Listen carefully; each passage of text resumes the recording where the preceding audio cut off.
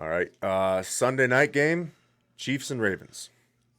Oh man, I don't know how much more I can excited I can get without fucking flipping the table.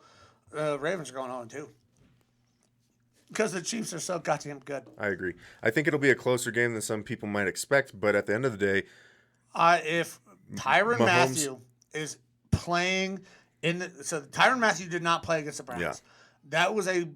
That's a big loss. yeah, The Ravens' number one passing weapon is a tight end. Tyrann Mathieu can absolutely neutralize Mark Andrews, and then it's all on, can Sammy Watkins beat his matchup? I don't know. Maybe. And then keep Lamar in the pocket. yeah. That's Mahomes hasn't lost in September.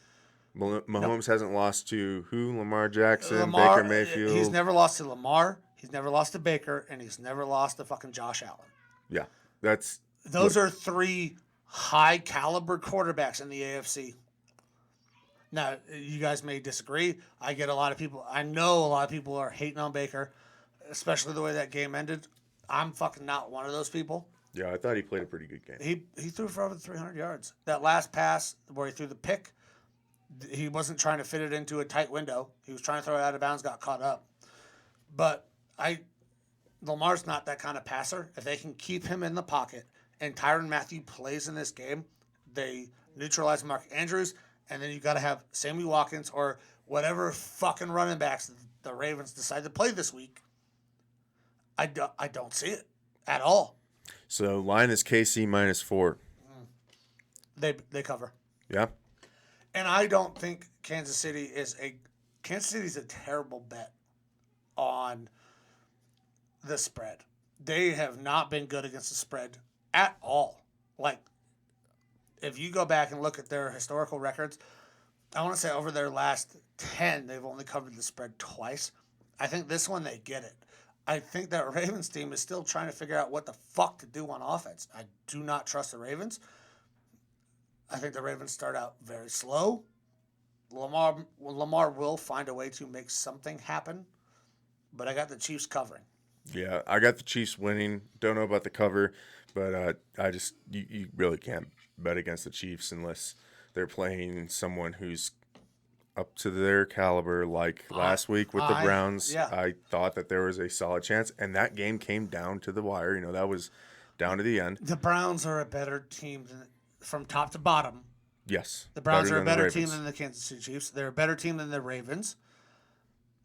I know we lost. The deciding factor in that game was always Pat Mahomes. Oh, I thought it was Rodney Harrison. Well, that was also a big factor. The Browns are a better team than the Chiefs, top to bottom. But Mahomes is the best quarterback in the league. That matters in the NFL. Yeah. At certain levels, you don't have to have a quarterback to win. At the NFL, that is the only position that really fucking makes a difference. It's the most important position on the team. In college, you can win with a running back and defense. In youth football, we win with a running back and a good defense. In the NFL, you have to have a stud quarterback. And Pat Mahomes is at the top of the fucking pecking order. He is the most talented guy. It's got to be Chiefs. Yep, definitely the Chiefs. How are we looking on the old battery there? Let me take a look real quick. Go ahead and preface the next one. All right, well, I'm going to wait and see. Oh, yeah. We're fucking good to go. Oh, we're fucking good to go. Well, in that case, we're going to go to the last two games that we didn't talk about on Sunday, and that's our team's games. So we have the Vikings and Cardinals. Yeah. We've had a ton of people asking us, not necessarily through the mailbag, but just guys that we know. Yeah. Where are we going? With Everyone knows that I'm a Vikings fan. I make it very apparent, and we're in Arizona. We where live there in Arizona. A lot of Cardinals fans. Makes sense. So Vikings come in to Arizona, and this is a very tough matchup. So the line right now is Arizona -3.5. I don't think the Vikings are going to win. I have hopes. I have outside hopes that we will. I mean, I'm always going to hope that we're going to win every game. Yep. But this isn't like a lost cause game for me yet, which is a good thing.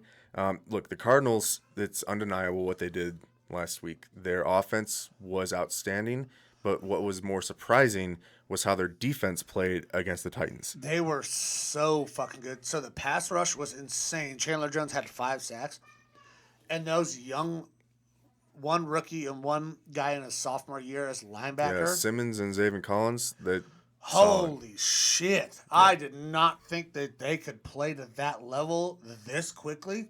Those guys are fucking good. Yeah, they played very well. Now, my hope for the Vikings is that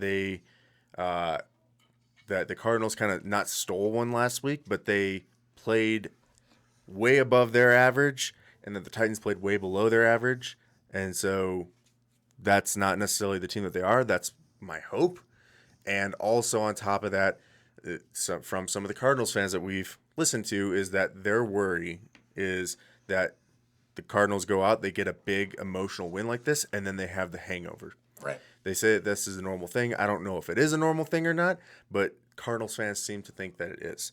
So hopefully the Vikings can come in and take advantage of that if there is that hangover and eke out a win here. Now, it's going to be a tough game. It's going to be a tough game for the Vikings to win this one. But again, we played the Bengals last week. The Bengals played pretty darn well, and we shot ourselves in the foot a lot. Yeah. So you guys played better in your secondary than I expected against that very good passing offense for the Bengals. So that gives me a little bit of hope for you I think guys. it was even less about the secondary. It was more about the pass rush. We were able to do things with our front seven that made it possible for the secondary to look better. But one huge reason why I have the Cardinals is that pass rush is very diminished this week. Losing Anthony Barr, losing your boy, Everson Griffin. Yeah, so Anthony Barr, he's sitting out his second week. He didn't play last week either. They're nursing him back slowly, which is a good thing to do because we actually have some solid backup linebackers.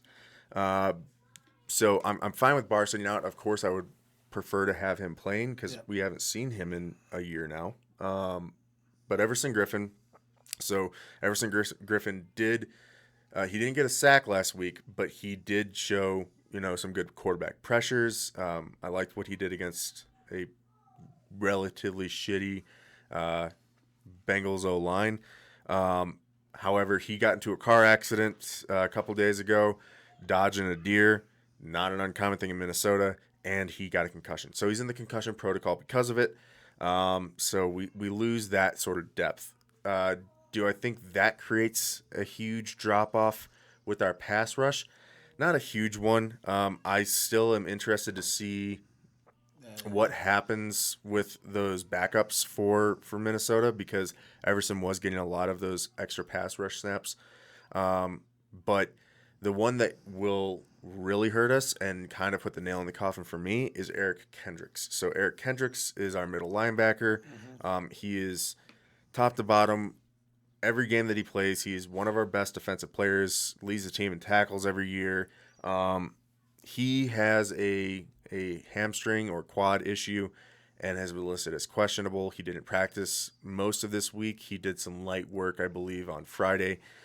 If he's not a go, like I said, we have okay backup linebackers, but Kendricks is a huge part of our defense, both in the pass and the run, and that will really, really hurt us. Yeah, I got the Cardinals in this game because of the injuries, because of the guys that are missing. I have the Cardinals as well. Yeah, I know that people have been waiting to hear Evo say that he's got the Cardinals as well, but I like to root for the underdog. Yeah, absolutely. So, guys, you guys have listened for a while. Hopefully, you've listened for a while. If you're new, you should pick up on the fact that we talk a lot of fantasy and we talk a lot of gambling, right?